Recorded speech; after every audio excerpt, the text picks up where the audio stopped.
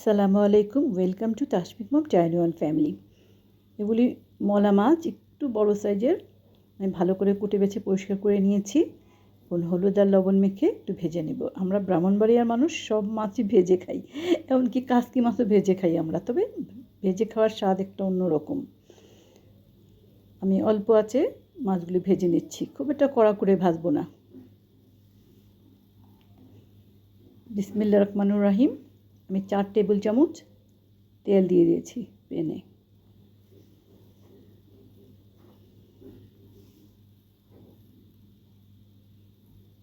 তেলটা গরম হয়ে গেলে 1/4 চা চামচ গোটা জিরে দিয়ে দিলাম।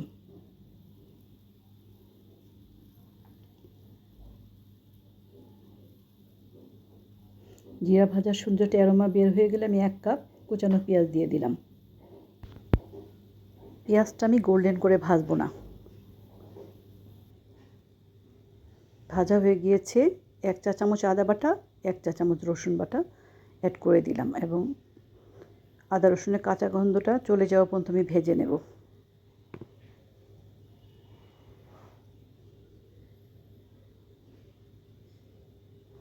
চার পাঁচটা কুচানো কাঁচামরিচ এখানে অ্যাড করে দিলাম।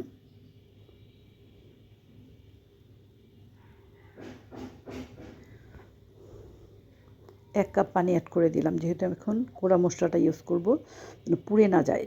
1 চা চামচ মরিচের গুঁড়া, আধা চামচ ধনিয়ার গুঁড়া, আধা চামচ হলুদের গুঁড়া এখানে দিয়ে দিলাম।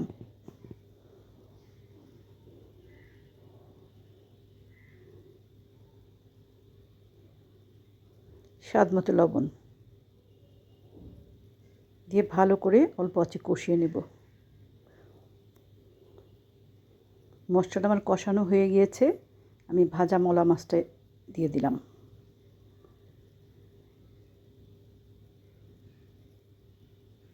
ঢেকে 2-3 মিনিটের জন্য একটু রান্না করব।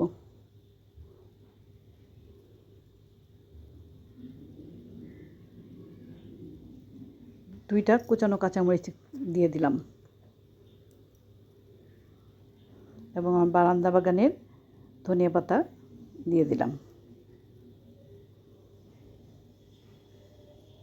আলহামদুলিল্লাহ, রান্নাটা আমার কমপ্লিট, রেডি টু সার্ভ। এভাবে মলা মাছটা খুবই টেস্ট হয় ভেজে রান্না করলে।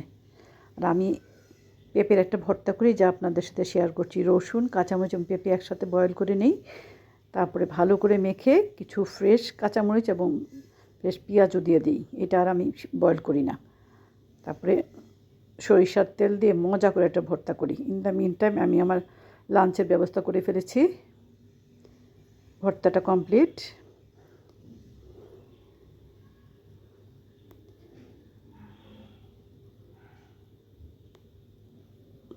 সাদা ভাত, পাতলা ডাল, মিষ্টি কুমড়ার সিল্কার ভর্তা, পেঁপের ভর্তা, মাছের ডিম ভুনা, মলা মাছের চচ্চড়ি। আলহামদুলিল্লাহ।